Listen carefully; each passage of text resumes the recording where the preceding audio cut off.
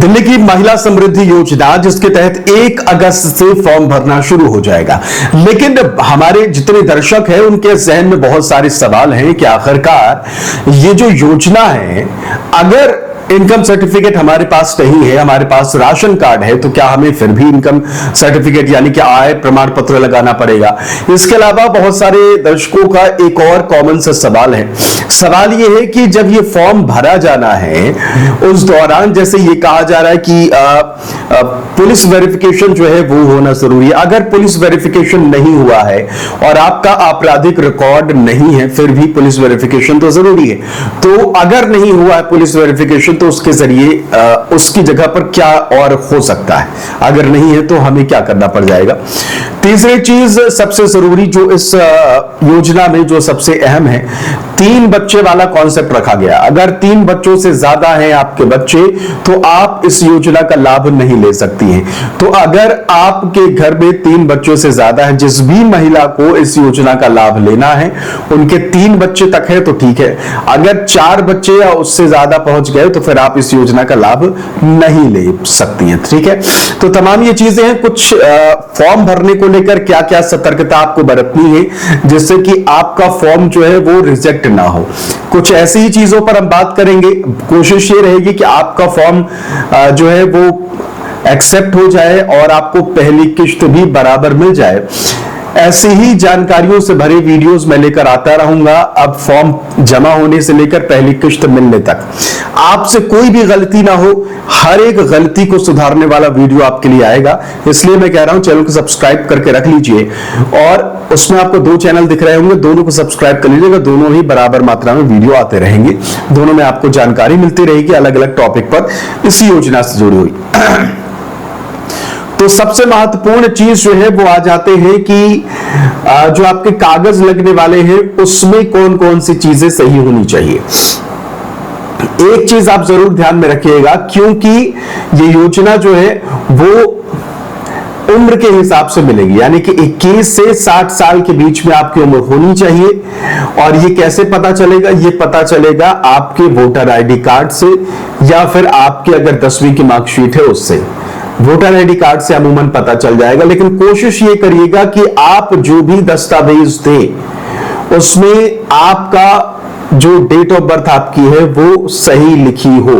ऐसा ना हो कि सिर्फ किसी में साल लिखा है बस हो गया, वोटर आईडी में महीना और दिन लिखा ही नहीं है। या फिर आपके आधार कार्ड में कोई और डेट ऑफ बर्थ है और आपके वोटर आईडी कार्ड में कोई और डेट ऑफ बर्थ है, समझे?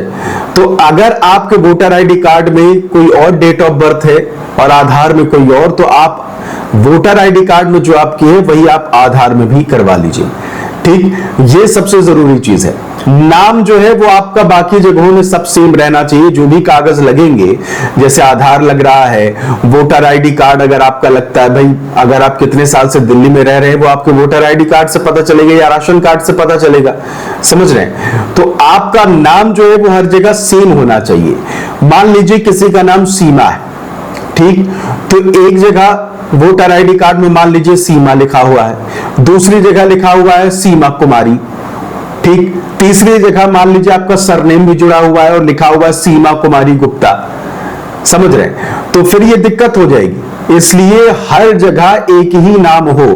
आपका नाम जो बैंक में, बैंक खाते में आपका नाम है वही हर जगह रखिए, समझ गई? अगर आपका नाम बैंक खाते में सीमा गुप्ता या सीमा कुमारी है तो हर जगह सीमा कुमारी ही रहना चाहिए, नाम अलग अलग नहीं होना चाहिए। इस चीज को ध्यान में रखिएगा और इसे अगर आप चाहें तो बहुत जल्द सुधरवा भी लीजिए, अभी थोड़ा वक्त है।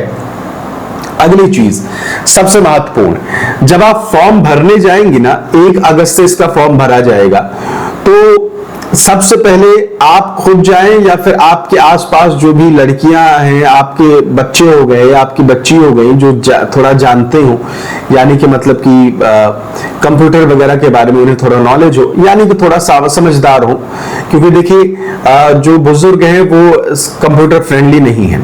तो आप उनको कहिए कि एक बार जो नजदीकी सीएससी सेंटर है जो ये फॉर्म भरते हैं वहां जाके वो उनसे थोड़ा पता कर लें ठीक है। 1 अगस्त से शुरुआत होगी तो 31 जुलाई या फिर 1 अगस्त, इन 2 दिन में आप अपने बच्चों को भेजिए, वो थोड़ा जाके समझ के आए उस बंदे से जो ये फॉर्म भर रहा होगा, और जब वो जानकारी आपको दे देगा कि भाई कैसे फॉर्म भरा जाएगा, क्या क्या जरूरी चीजें हैं। अगर हमारे पास ये कागज नहीं है तो फिर हम क्या लगा सकते हैं, दूसरा कागज नहीं है तो हम क्या लगा सकते हैं। देखिए, वीडियो के माध्यम से हम आपको बाकी जरूरी चीजें बता सकते हैं, लेकिन आपको कुछ आइडिया भी हम दे सकते हैं कि भाई किस तरीके से आपका फॉर्म जो है वो कह लीजिए कि अच्छे से भर जाए। और जो ये ऑनलाइन फॉर्म भर रहे होते हैं ना, उनको इन सब का थोड़ा आइडिया ज्यादा होता है कि कैसे आपका फॉर्म जो है वो भर सकता है ना।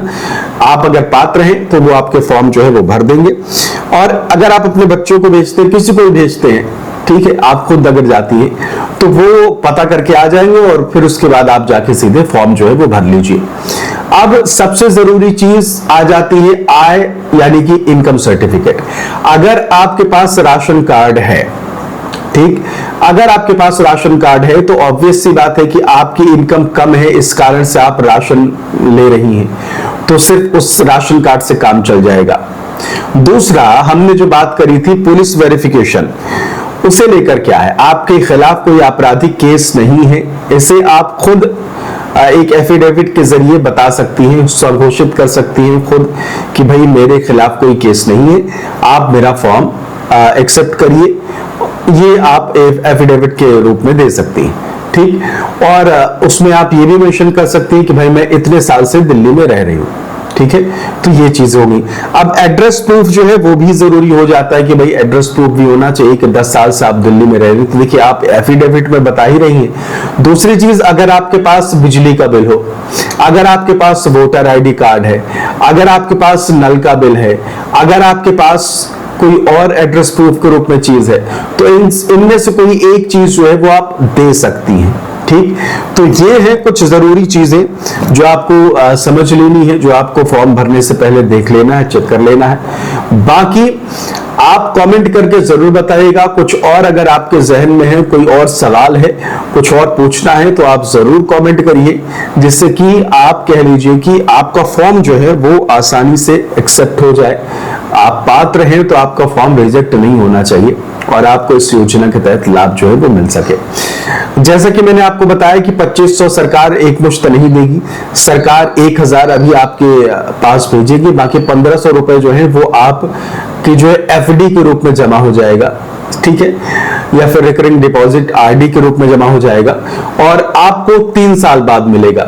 यानी कि अभी आपको 2500 में से घटा के सिर्फ 1000 दिया जाएगा, 1500 आपका सेव होता जाएगा, बचत होती जाएगी उसकी, और 3 साल बाद आपको ब्याज सहित तकरीबन 60,000 के आसपास जो है वो मिल जाएगा। तो ये है पूरी हिसाब। बाकी कोई सवाल हो तो कमेंट जरूर करिए, और सब्सक्राइब जरूर कर लीजिए।